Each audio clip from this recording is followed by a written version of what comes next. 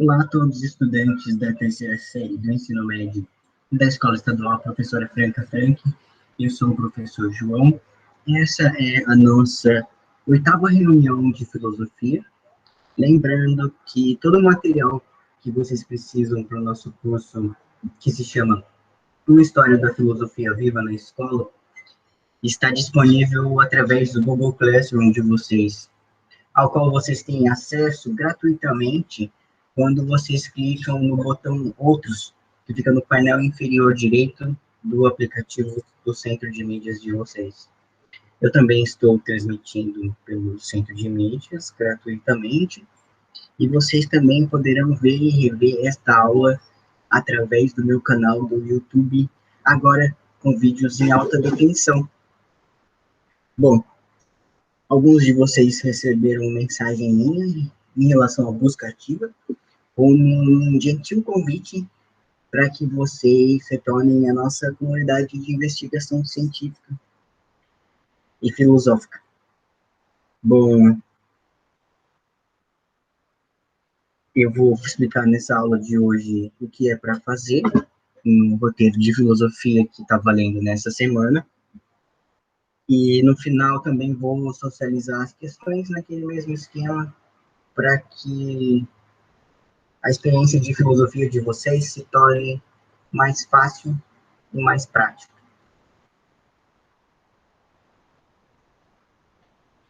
Então, sejam bem-vindos à tela do meu computador. Estou compartilhando a tela com vocês, para que vocês possam ter acesso ao nosso ambiente virtual de aprendizagem, que é o Google Classroom. É esse ambiente aqui em que vocês podem ver os recados da disciplina e as ações que acontecem no nosso curso. Aqui na seção de atividades, vocês têm disponíveis todos os roteiros que foram vistos no nosso curso, tá? E também as reuniões gravadas. Lembrando que, se vocês usarem o aplicativo de vocês, a Secretaria da Educação irá patrocinar esses dados de forma que seja gratuita para vocês, que é o que eles devem fazer mesmo. Bom, o roteiro de filosofia de hoje trata-se do terceiro roteiro do quarto bimestre, tá? E é esse item aqui. Bom, gente, o que é para fazer? Estudar atentamente o material de leitura dessa atividade e responder calmamente as questões propostas para reflexão e assimilação do conteúdo. Lembrando que vocês podem ter acesso a esse roteiro impresso.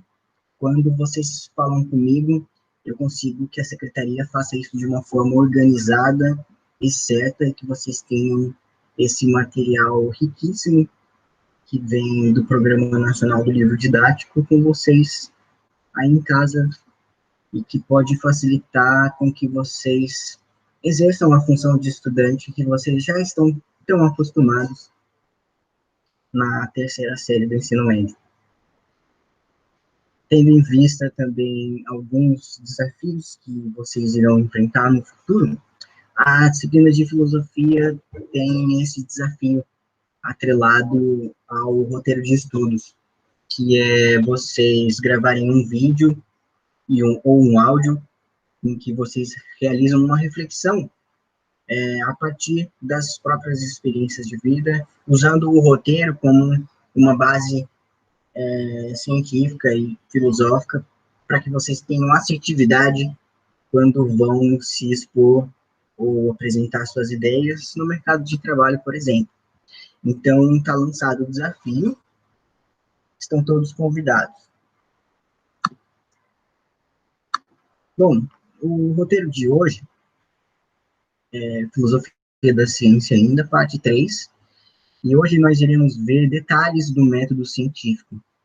Nas semanas anteriores, conhecemos um pouco do contexto em que a ciência foi se desenvolvendo e como é que a ciência tinha um certo domínio sobre a nossa condição humana. Ainda falando sobre o que é para fazer, vocês podem ver que no final desse roteiro de estudos, vocês têm um registro. Esse registro de estudos da aula é uma espécie de guia para que vocês possam executar essa atividade de filosofia sem se perder num labirinto, tá? Então, essa referência de tempo serve para que vocês não extrapolem nenhum limite de estudo e que façam de uma maneira organizada como deve ser feita. Então, basicamente, a ação a ser executada aqui é a leitura e as anotações que vocês têm feito. Aliás, algumas anotações que alguns dos estudantes de filosofia colocam são muito ricas e bastante produtivas. Então, o jeito de estudar filosofia é desse modo. O tempo indicado para que vocês resolvam os exercícios é 40 minutos, e eles serão socializados ao final desta aula. Tá? Então, eu irei explicar o que essas perguntas pedem. Bom, quais são os nossos objetivos aqui nessa aula que vocês devem ter em mente e nos seus braços como habilidades a serem desenvolvidas? São duas. Primeiro, reconhecer a relevância da reflexão filosófica para a análise dos temas que emergem dos problemas das sociedades contemporâneas.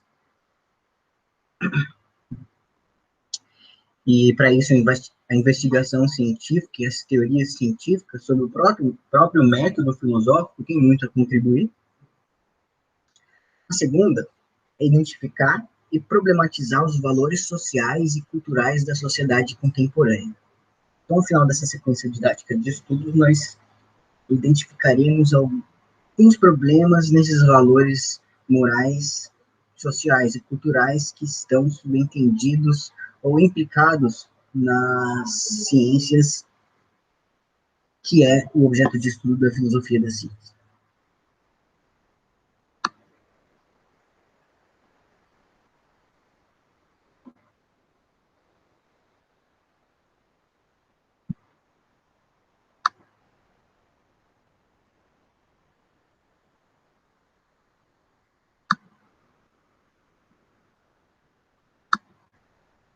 Certo.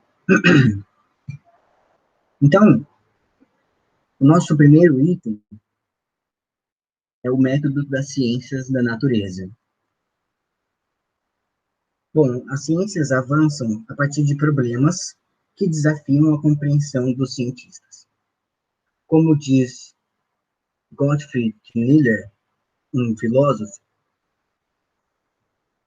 toda investigação é uma tentativa para resolver um problema decorrente da solução de um problema anterior.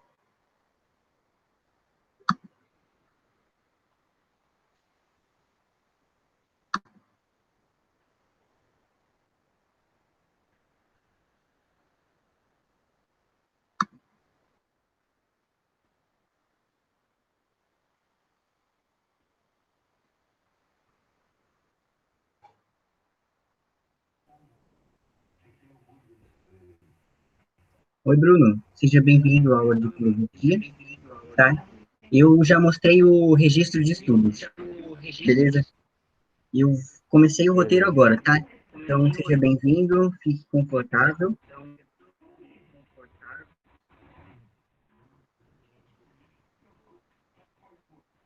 Como eu estava dizendo, o método das ciências da natureza, ele é motivado por problemas que desafiam a compreensão dos cientistas. Nesse filósofo que eu trouxe para vocês, Gottfried Miller, ele diz o seguinte: toda investigação é uma tentativa para resolver um problema decorrente da solução de um problema anterior. Se for bem sucedida, descobre um ou mais novos problemas a serem investigados por pesquisas. O problema resolvido é um elo na cadeia de problemas e suas soluções, através dos quais a ciência vai avançando de elo em elo. Então, de um modo geral, uma nova teoria é uma fonte muito fecunda de problemas, através das predições que ele gera. Então, quando o cientista está fazendo uma investigação, ele se depara por problemas que têm a ver com as soluções dos problemas anteriores. Então, no fundo, a ciência opera por problemas. Isso é o que diz o filósofo Ken Miller. Vamos ver o que diz Gilles Gaston Granger, um outro filósofo que eu trouxe para vocês, para que a gente possa entender qual é o método da ciência e por que, que ele é movido por problemas. Tá? Ele diz o seguinte: existem duas áreas em que se haviam desenvolvido, muito antes do século XVII, em que surgiu a ciência, o método científico, conhecimentos que ainda hoje designamos como ciências, o das matemáticas e o da astronomia. Mas é a exploração dos fenômenos da natureza que não os movimentos regulares dos astros, embora muito ativa, que efetuava-se na antiguidade e na Idade Média, de maneira, por assim dizer, anárquica e dispersa. Então, faltava um quadro unificador dos meios e dos métodos, mas, sobretudo, e mais profundamente, da própria ideia do objeto a ser descrito, do tipo de explicação que é esperado dos fenômenos observados. Então, quando nós estamos tratando de entender qual que é o método da ciência, nós precisamos ter bem claro em mente o que é que nós estamos estudando e qual é esse objeto que nós vamos descrever segundo regras científicas, tá? É isso que quer dizer, e é a teoria principal do primeiro item, em que nós estudamos o método das ciências da natureza.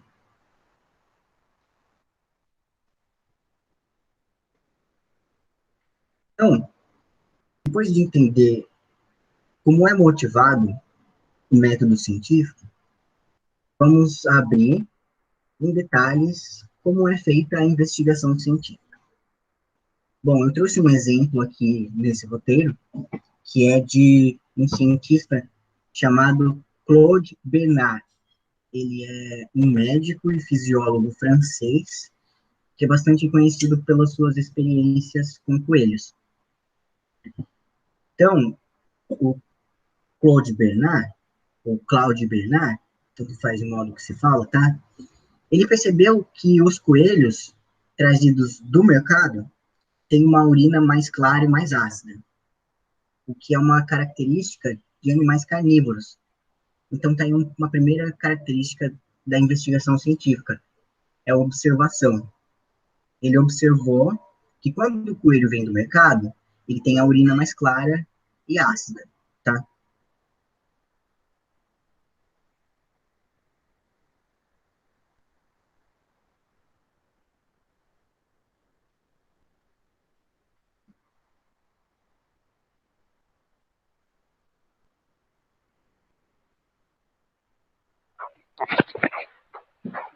A Andrea ingressou, seja bem-vinda à comunidade científica, tá? Eu já passei do primeiro item, em que eu abordei o método das ciências da natureza, tá? Agora, eu estou falando da investigação científica. Eu estou dando aqui um exemplo de como é, como um cientista realiza o procedimento científico sobre a natureza e nas experiências que ele tem na vida dele, tá? Então, esse, esse médico, Claude Bernard, fez essa observação de que os coelhos que vêm do mercado têm a urina mais clara e ácida. Então, fazendo a segunda característica do procedimento científico, que é a hipótese, ele pensa o seguinte: ele já sabia que os coelhos têm uma urina turva e alcalina, porque eles são herbívoros, ou seja, eles comem plantas e têm a urina que é mais escura e mais básica, falando em termos químicos. Então, o que, que ele pensou daqueles coelhos que ele trouxe do mercado? que eles estavam sem comer há muito tempo e começaram, pelo processo de atuação do próprio corpo dele, se tornar carnívoro, ou seja, o corpo dele começou a comer a si mesmo e começou a demonstrar na sua urina uma característica de um animal que comia não plantas, mas que comia animais. Então ele realizou essa hipótese. Olha, esse coelho aqui está com a urina desse jeito porque ele está comendo outra coisa. Então, o que ele fez como um procedimento científico? Ele mudou o regime de alimentação desses coelhos, dando para alguns só plantas e para outros ele deu carne. Ele ficou repetindo essa experiência com outro animal também, que era um cavalo. Então, ele faz um controle experimental, que é a terceira característica. E, por fim, nesse procedimento científico, ele falou o seguinte: em jejum, todos os animais se alimentam de carne. Ele fez uma generalização. Então, esse é um exemplo prático de como são feitos os procedimentos científicos. Agora,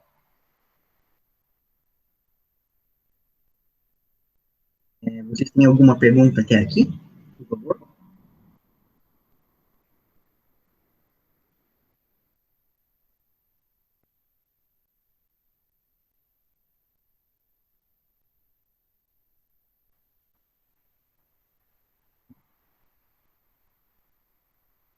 Tá, então agora eu vou tentar falar resumidamente o que quer dizer a observação, a hipótese, a experimentação e a generalização, que são as características da investigação científica. Bom, a observação é uma coisa bastante comum. A todo momento nós estamos observando. Mas em alguns momentos, essa nossa observação ela é espontânea, dispersa, e não tem um propósito, um critério mesmo. Então, essa é a observação comum que nós fazemos. A observação científica, ao contrário disso, ela é rigorosa, ela é precisa, ela é metódica, é quando você foca bem naquele ponto e observa só aquilo. Hoje eu só vou observar a cadência dos movimentos do professor em sala de aula. Então, esse é um estudante metódico de filosofia. Ele analisa com critérios que são rigorosos, que são precisos. Ele tem uma intenção certa, ele está certo de si mesmo, tá? Nesse cientista. E quando uma observação é científica, ela já tem muita teoria por trás. Então, quando um cientista observa, ele já tem suas concepções prontas. Ou seja, a observação, ela depende dos sentidos, tudo que nós estamos observando, mas não é de qualquer modo. Essa observação precisa ter uma intenção de observar pontos específicos. Eu só vou observar aquilo que eu quero.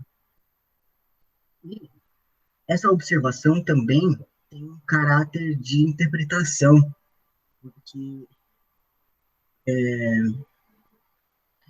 quando nós somos cientistas, nós aprendemos a ver e nós vemos tentando entender alguma coisa.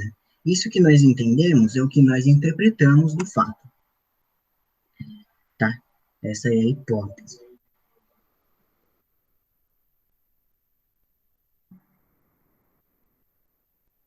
Perdão, essa é a observação, tá? Agora, eu vou explicar qual é o significado da hipótese. Bom, quando nós estamos falando de hipóteses científicas, nós estamos tentando entender aquilo que está por trás do acontecimento. Por exemplo, quando eu vejo uma pedra caindo do topo de um prédio, eu observo e tento entender por que ele está caindo. Então, a minha hipótese é de que existe uma atração da pedra com o chão. Essa é a minha hipótese científica, tá? Então, o papel da hipótese é organizar esse fato que está acontecendo e colocar nele uma ordem e explicar o que está acontecendo. O que é importante observar? Qual é a fonte da hipótese? Nas ciências, a formulação de uma hipótese não vem de um procedimento mecânico, mas da nossa engenhosidade, da nossa inteligência. Nessa etapa do método científico, o cientista pode ser comparado ao artista, que é inspirado e descobre uma nova forma de expressão. Então, muitas vezes, a descoberta científica se faz por um insight, é aquela iluminação súbita.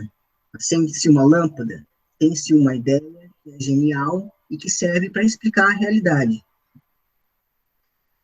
O exemplo clássico dessa iluminação súbita, hipótese científica, é quando o Arquimedes, que mergulha na banheira a coroa de um rei, descobre a lei do empuxo. Então, segundo a lenda, o Arquimedes, com um entusiasmo enorme, sai gritando, Eureka, Eureka, que quer dizer em grego, eu descobri. Então, descoberta científica, ela é um processo de invenção, de descoberta. Tá? Um outro ponto que nós devemos observar em relação à hipótese são os tipos de raciocínio que as hipóteses podem ter, tá? Quais são os tipos de raciocínio? A indução, o raciocínio hipotético dedutivo e a analogia. A indução, quando eu já tenho uma ideia, por exemplo, eu sei que as coisas caem, então eu vou tentar falar que todas as coisas que caem é devido a uma lei da natureza que serve para todos os corpos que existem, que é a gravidade. Então, eu vou sempre ver todos os eventos pensando, putz, esse objeto vai cair, porque eu estou tentando induzir os fatos pela minha teoria, tá? Então, a teoria já está pronta, eu faço uma indução. O raciocínio hipotético dedutivo é quando uma hipótese é formulada e as próprias coisas, como acontecem, comprovam que essa teoria é verdadeira. Então, é uma dedução que eu faço do modo que as coisas acontecem de uma maneira regular, eu faço uma dedução e crio uma hipótese. Vejam, é o contrário da indução. A indução parte de mim para a coisa. A dedução vem da coisa para mim, como cientista. Tá? E o terceiro tipo de raciocínio que pode ter uma hipótese é a analogia. A analogia é quando existe uma semelhança entre duas coisas, quando existe uma semelhança entre dois fenômenos da natureza. Por exemplo, lembram-se que a Pamela colocou na lousa aquele elétron, um modelo mais recente, mas existe o modelo do sistema de Bohr, que vocês estudam em química, tá? E ele é feito em analogia ao sistema solar. Então, um elétron pode ser comparado, por analogia, ao Sol e aos planetas. A terceira coisa que nós vamos ver aqui em relação à hipótese é o valor ou aceitabilidade dessa teoria científica que é uma hipótese. Tá? Então, por que uma teoria científica ela é aceita na comunidade científica, entre todos os cientistas? Bom, pode ser pela relevância que ela tem, se ela é uma explicação forte, se ela é uma explicação que tem bastante causas e consequências. Esses são os critérios para definir a relevância de uma teoria. Um outro critério para dar valor ou para aceitar uma teoria é a possibilidade dela ser submetida a testes. Então, nenhuma teoria científica é aceita se ela não pode passar por testes, pode passar por exames ou por uma espécie de fiscalização, tá? Ela precisa poder ser reproduzida e que todos os outros cientistas possam verificar e ter a mesma conclusão que esse cientista teve. O terceiro critério para aceitar ou dar valor para uma teoria científica é a compatibilidade com as outras teorias já confirmadas. Ou seja, uma teoria não pode ser aceita se ela vai destruir aquilo que que outra teoria diz sobre a mesma realidade. A ciência precisa ter uma espécie de consenso como um todo. Então, é preciso ter coisas certas, é preciso ter coisas claras para que nós não acabamos nos colocando num senso comum, que é o oposto da investigação científica. Tá? A terceira característica da investigação científica é a experimentação. A experimentação é uma coisa um pouco diferente do observar, porque quando você está observando, você está se colocando de uma maneira fora daquilo que está acontecendo. Você está de fora, você não está participando. Agora, quando você está experimentando, você é uma pessoa que faz parte daquele evento. Como diz esse zoólogo que eu trouxe no roteiro de leitura de vocês, enquanto o observador escuta a natureza, o experimentador interroga e força essa natureza a se desvendar. Então, na investigação científica, é muito importante que a gente possa ter controle sobre os dados da realidade para que a gente possa ter uma experiência que seja racional, tenha causas e que tenham consequências. Bom, toda vez que toda vez que a gente faz uma observação, nós carregamos alguma teoria nela. Toda vez que nós olhamos alguma coisa, nós estamos tentando entender. Isso quer dizer carregar teorias.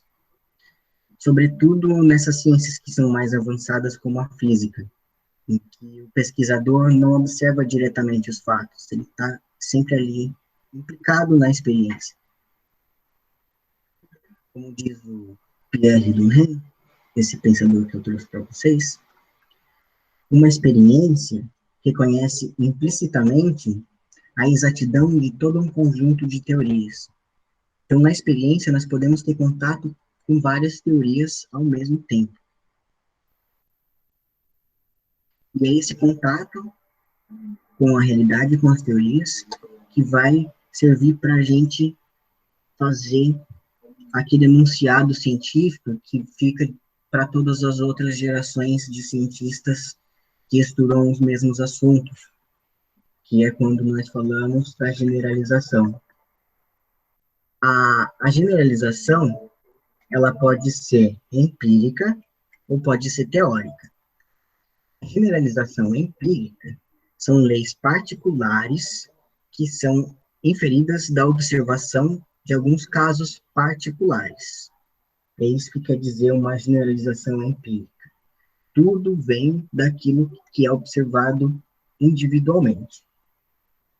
Agora, as leis teóricas, ou as teorias mesmo, propriamente ditas, elas são leis mais gerais e mais abrangentes, que reúnem essas diversas leis particulares de uma perspectiva mais ampla. Então, fazendo a diferença entre a generalização empírica e a lei teórica. A generalização empírica é quando nós dizemos: calor dilata os corpos, os mamíferos produzem a sua própria vitamina E, ou o fígado tem uma função psicogênica, gerar bile, certo? Generalização empírica. Agora, lei teórica. A lei teórica é, por exemplo, a lei de Newton, que reúne outras leis, por exemplo, a lei dos planetas de Kepler e a lei da queda dos corpos de Galileu. Então, quando a gente fala, para finalizar a aula, quando a gente fala de investigação científica, nós estamos falando necessariamente de uma descoberta, aquilo que nós chamamos de um processo heurístico do ser humano investigando aquilo que ele pode, ele mesmo, entender da realidade. E, para isso, ele usa a observação, a hipótese, a experimentação e a generalização. Bom, as questões que vocês precisam enviar para avaliação formativa de filosofia são essas 4 que estão aqui, tá? Não é necessário copiar o item de leitura, que ele serve para enriquecer a experiência de vocês. Basta copiar a questão no caderno, tá? E a resposta. Bom, para que vocês possam entender melhor como responder essas questões, a questão 1, ela pergunta: qual é a função da observação no método científico? Então, por que nós precisamos usar os nossos sentidos e quais são as intenções? Que interpretações nós fazemos quando estamos observando? Que função essa observação tem? Questão 2. Quais são os tipos de raciocínio que podem ser usados numa hipótese? Que são 3: indutivo, dedutivo e o de analogia. Expliquem o que vocês entenderam, o que ficou para vocês, tá? E quais são as diferenças entre a experimentação e a mera observação? O que quer dizer quando o cientista está com as suas mãos nos fatos, a experimentação? O que quer dizer quando o cientista está longe dos fatos, apenas observando? Que diferença tem, tá? E a última questão é para vocês definirem quais são as generalizações empíricas e o que são as leis teóricas. Se der um exemplo, é muito show. E vou interromper o compartilhamento de tela. Vocês podem enviar mensagens para mim, caso tenham dificuldade quando estiverem respondendo, tá? E o roteiro de hoje foi esse, tá? Sobre filosofia da ciência, parte 3. Obrigado, André e Bruno, que gentilmente estão na aula. E essa aula também será disponível no YouTube para vocês da turma. Não feito, feito. Até a próxima. Até a próxima. Tchau. Tchau, Andréia. Um abraço. Outro. Tchau.